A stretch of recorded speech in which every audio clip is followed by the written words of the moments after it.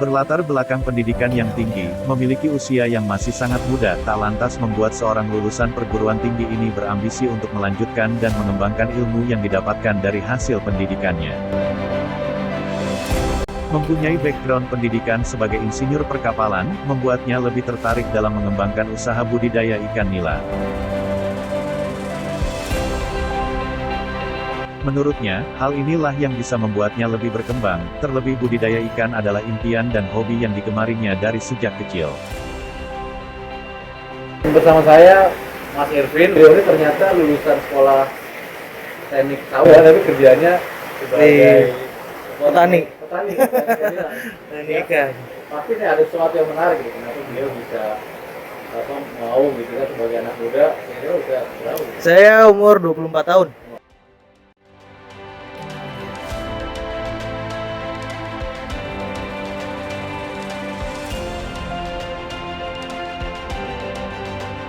Mas Irvin, kira-kira Ya. siap mulai kapan nih? Usaha ini udah ada dari 2009. Orang tua saya mulainya tahun 2009. Cuman saya baru di sini baru 1 tahun belakangan gitu. Iya.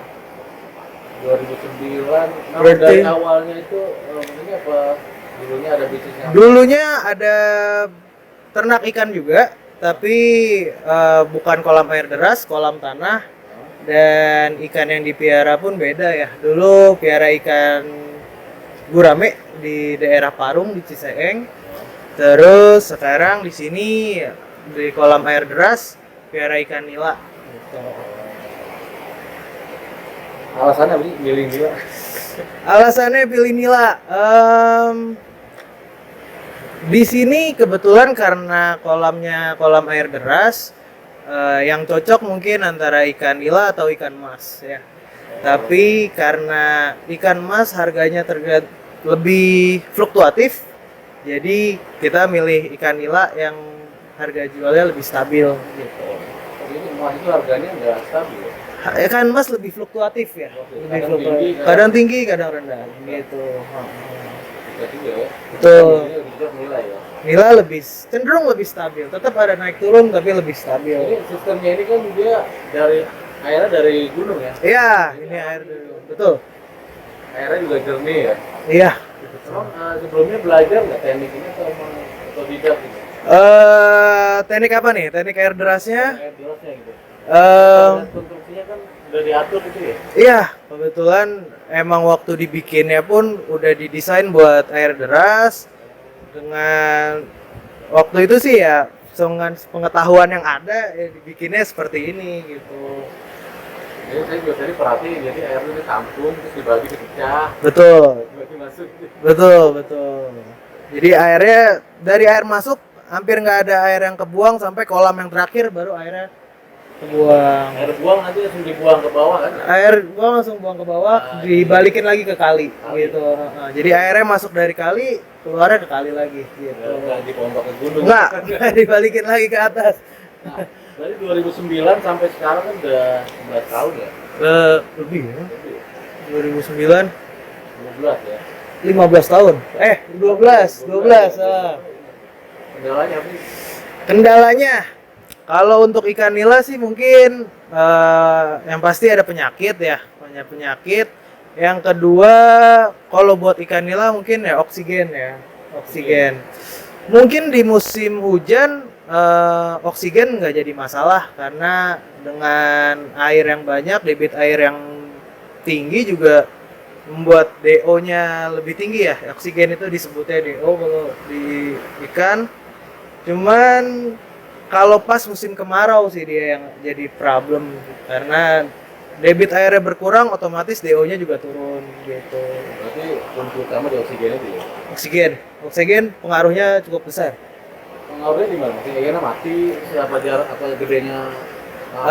Itu banyak ya, pengaruhnya banyak. Pertama dari oksigen yang rendah dia bisa ikan jadi kurang nafsu, terus ikan bisa jadi kurang sehat. Nah, ini menarik banget. Saya selama ini kan mainnya di bioflok ya. Iya. Ini baru kali ini saya di kolam deras. Heeh. Kalau di kolam bioflok itu oksigen itu dipakai untuk pertumbuhan udang dan menjaga kualitas air. Betul. Kualitas itu artinya bahwa ikan itu kan ngeluarin apa sisa Iya. kotoran dan Iya. sisa pakan. Betul. Nah, kotoran sisa pakan ini dalam jumlah banyak itu jadi amoniak. Betul. Untuk mengurai itu butuh bakteri dan bakteri Iya. itu butuh oksigen. Betul. Jadi dalam bioblok itu ada dua makhluk yang hidup, Iya. ikan dan bakteri. Mm.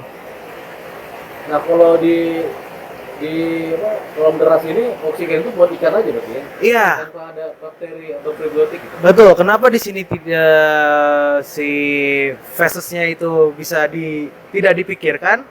Karena kolam air deras itu kan sistemnya dia airnya mengalir kencang, airnya sirkulasinya jalan terus ya. Sirkulasinya jalan terus itu membuat si fesesnya itu keluar. Jadi di kolam hampir tidak ada feses, ada pasti ada. Cuman karena airnya mengalir, jadi kotorannya keluar lagi, yang itu bisa kita anulir lah si amonianya itu. Tapi tetap ada, tapi nggak Nggak banyak ya. betul, karena si kotorannya itu self cleaning lah istilahnya gitu. Bersihin sendiri. Iya. Tadi saya bilang keuntungannya semua disiapkan oleh alam ya. Iya, betul. Nah itu kalau dari padatannya itu ini kolam sekotak ini ukuran berapa? Ini kolamnya ukurannya 7x3. Ada yang 7x3, ada yang 8x3 gitu. Juga 3 dalamnya semeter. Dalamnya ada yang semeter, ada yang 0,6. Cuman rata-rata di sini kubikasinya kira-kira 24 meter kubik ya 4 kubik. per kolam. Berapa ikan? Isinya itu tergantung ya. Kalau kita ngomong dari ekorannya tergantung. Cuman kalau dari bibit dia otomatis lebih banyak isinya. Berapa? Kira-kira bisa sampai 5.000-an, 5.000 ekor. Tapi kalau misalkan udah, jadi di sini sistemnya ikan bibit itu habis itu disortir. Ketika ikan udah disortir, buat sampai panen itu saya isi di 2.500 ekor. 2.500 ekor untuk 24 kubik. 24 kubik. Jadi kira-kira Berarti udah usia seekor sekilo berapa kira disortir itu? disortir kira-kira sekilo 6 sampai sekilo 10 lah. 6 sampai 10 disortir, diisi per kolam 2.500 ekor sampai nanti dipanennya di ukuran sekilo 3 kira-kira. Mas masuknya dari ukuran kilo berapa? Di sini dari bibit ya, bibit rata-rata ukuran sekilo 80, sekilo 100 sih. Sampai panen itu berapa lama dengan sistem? Sampai panen di sistem ini bisa 5 bulan lah di sini. Jadi waktunya itu bergantung lagi sama si kepadatannya. Semakin padat dia akan perlu waktu lebih lama dibanding yang lebih itu. Karena di sini saya cukup padat, jadi waktu yang diperlukan lebih lama. Untuk pakannya berapa? Untuk 1 kilogram daging itu pakannya berapa kilo? 1 kilogram daging berapa kilo? Itu kita tergantung ya, tergantung ukuran ikan. Jadi kalau untuk bibit dia bisa sampai 7%, 8%. Tapi kalau udah mau ikan udah mau jadi, udah mau panen mungkin hanya 2-3% lah gitu. Misalnya panennya 100 kilo, Ya, pakannya 100 kilo, apa panennya lebih dari 100 kilo?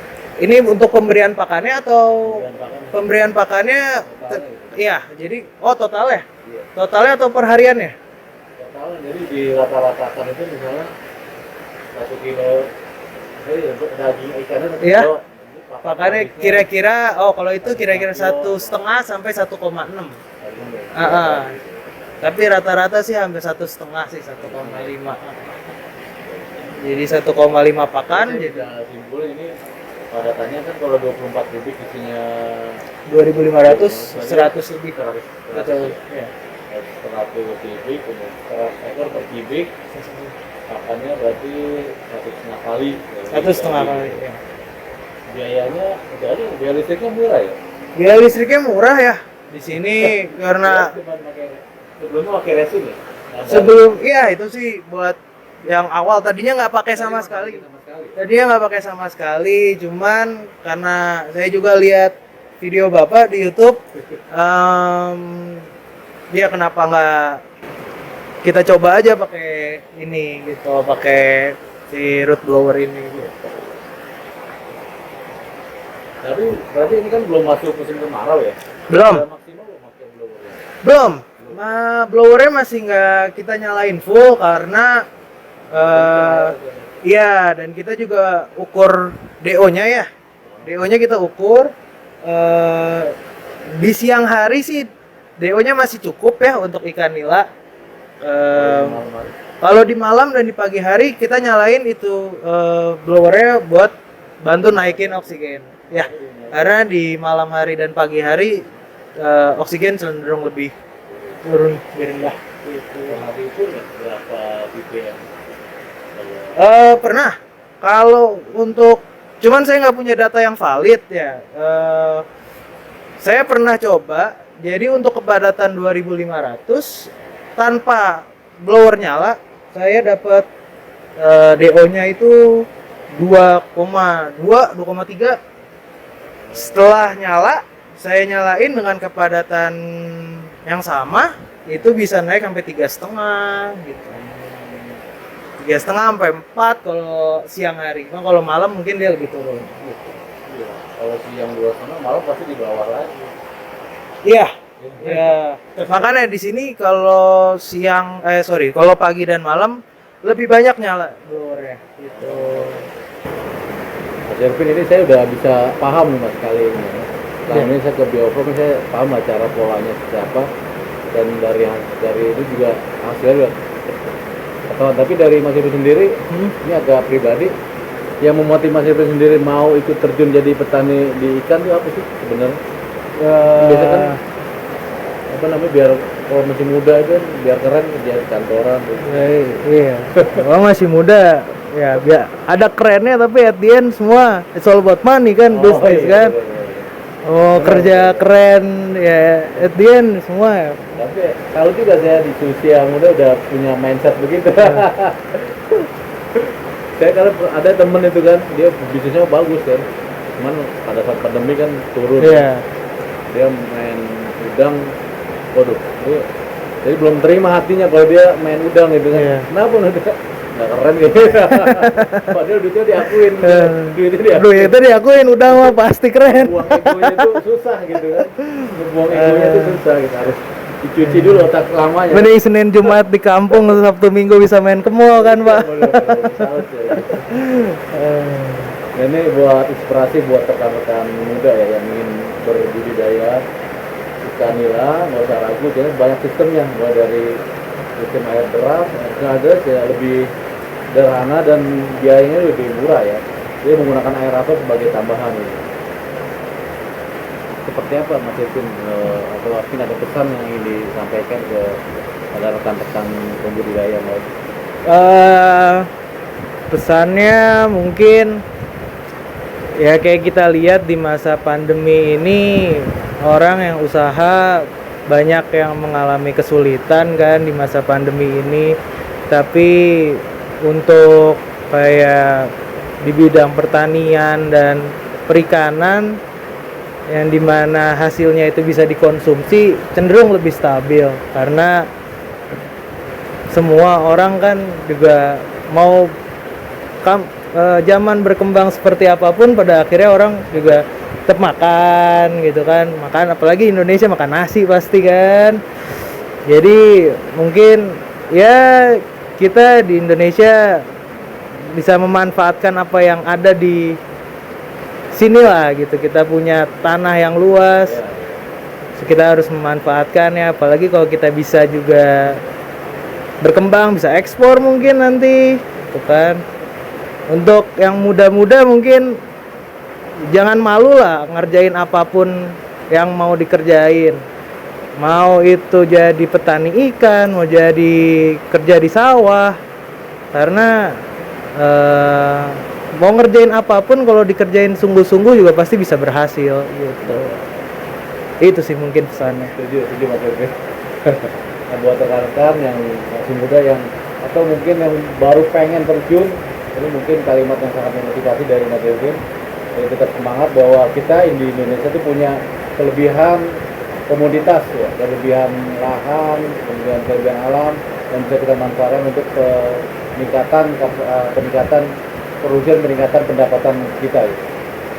Oke, dari saya terima kasih, semoga apa yang kita perbincangkan bisa ada hikmah dan manfaat buat rekan bisnis sekalian. Mas Kevin, terima kasih atas waktunya ya. Sama-sama, terima Sukses kasih. selalu ya. Terima kasih.